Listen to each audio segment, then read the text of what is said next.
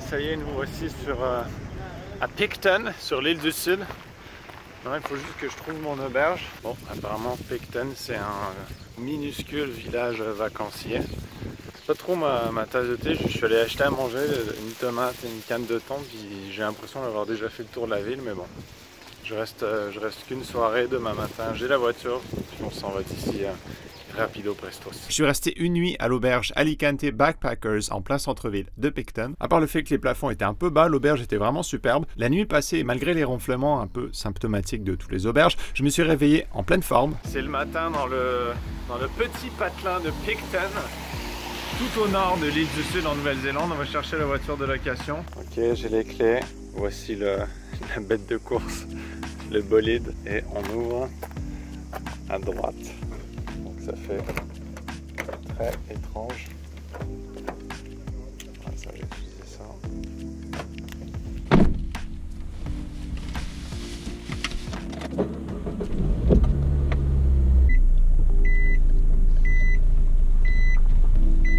Oh my god, ça fait bizarre.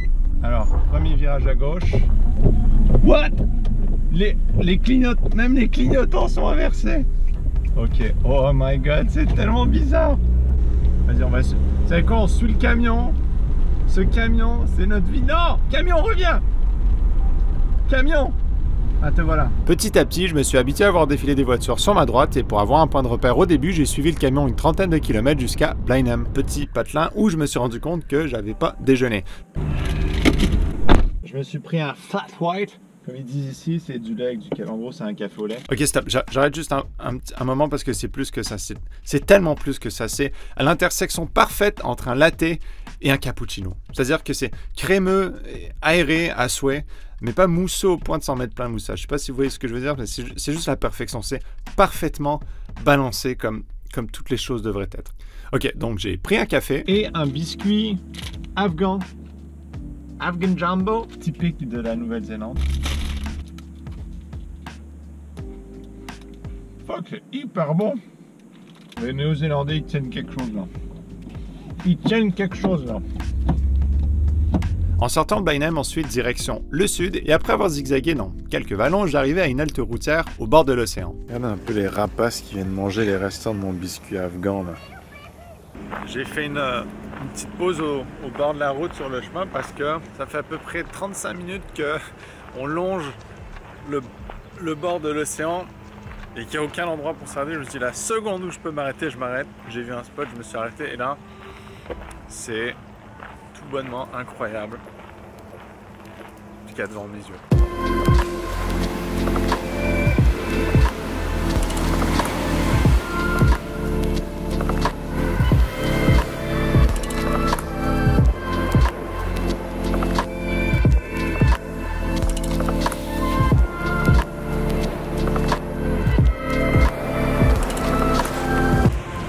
Mettre en route, mais avant tout, au pipi.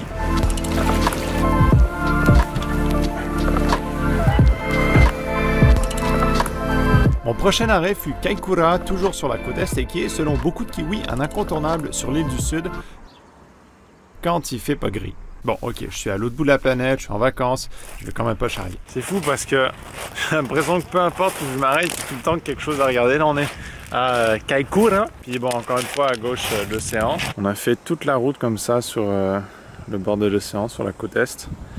Et là, il y a les montagnes de, je pense que c'est Puhi, enfin le parc de Puhi, qui se déjeune petit à petit, il y a un nuage qui les laisse s'entrevoir. Et puis on continue là-bas, on va longer encore jusqu'à la pointe, puis ensuite, on entre dans les terres de l'île du Sud jusqu'à Christchurch. En avant. Kaikoura, ce fut un de ces endroits où j'aurais aimé rester un peu plus longtemps, au moins quelques jours. C'est très touristique d'habitude, mais quand j'y suis allé, il n'y avait pas grand monde et j'ai beaucoup aimé le contraste entre l'eau et les montagnes. Ça vaut la peine de s'arrêter si jamais vous passez par là. Ok, après ce petit stop, j'ai repris la route jusqu'à Christchurch où je n'ai filmé qu'un panneau de rue parce que c'était Montréal, avant de m'écrouler de fatigue dans une auberge et de partir le lendemain très tôt vers un endroit que malheureusement quelques mots ne suffiront jamais à décrire, mais j'espère les prochaines images, oui. Mais avant tout, une petite leçon au sujet des routes en Nouvelle-Zélande. Si vous comptez faire de la route, surtout sur l'île du Sud, faites en sorte d'avoir une voiture qui capte bien la radio, parce que les signaux sont hyper faibles à l'extérieur des villes, et croyez-moi, pour avoir conduit des dizaines et des dizaines d'heures tout seul dans le silence, on finit par devenir un peu fou. À tel point que dès que j'avais un signal,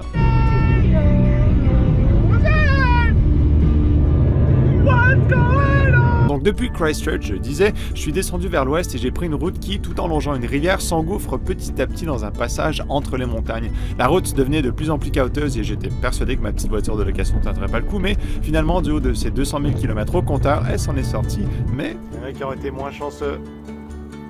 Et au bout d'une heure de garnotte sans trop être sur du chemin, Ok, on a atteint un stade où je pense que ça peut être intéressant de faire une petite pause sur la route pour sortir et un peu apprécier ce qui est devant nous. Oh my god! Jusqu'à présent, dans ma vie, c'est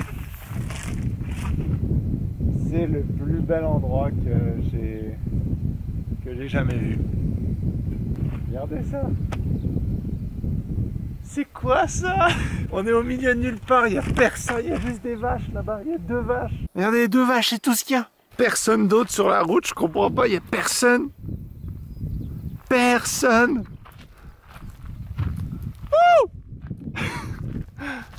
On va quand même se remettre en route. L'objectif, c'est d'aller sur ce petit monticule qui est là.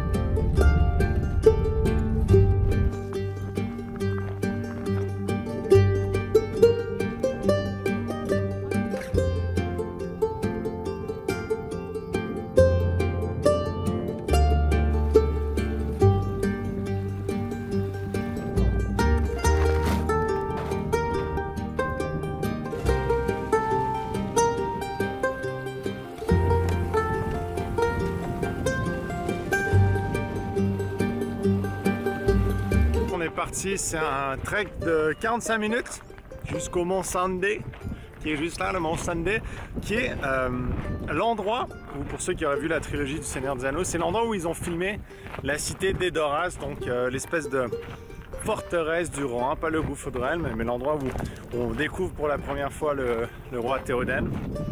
Donc voilà, on va essayer de monter en haut. C'est parti. Là, ça dit qu'on passe sur un terrain privé qui laisse l'accès au Mont Sandé. Seulement si on fait pas d'activité lucrative ou quoi que ce soit, ce qui est plutôt cool. Le truc qui est un peu moins cool et qui je dois vous l'avouer, me stresse un peu, c'est qu'il y a environ 450 000 vaches sur le chemin et que je ne suis pas particulièrement rassuré par des vaches. D'où les vaches, viens en paix. Oui, cours, c'est ça. Je suis un monstre. Fuyez, restez non. Ok, toi, calme-toi. Elle m'a regardé, d'un coup elle s'est levée à manger de l'herbe, elle s'est levée comme ça. C'est pas la piste la plus facile, c'est relativement à pic.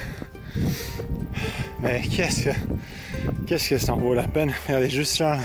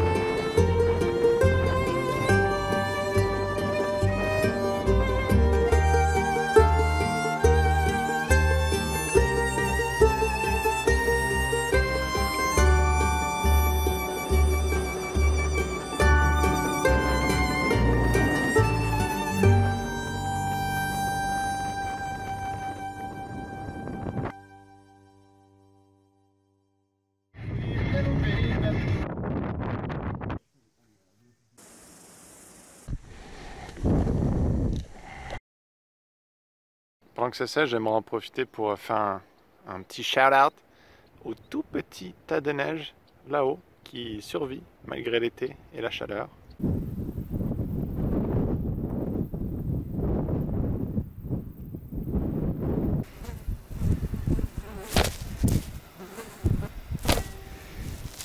C'est quoi là? C'est l'ultime épreuve là? Poussez-vous! Poussez-vous les vaches! Fuyez!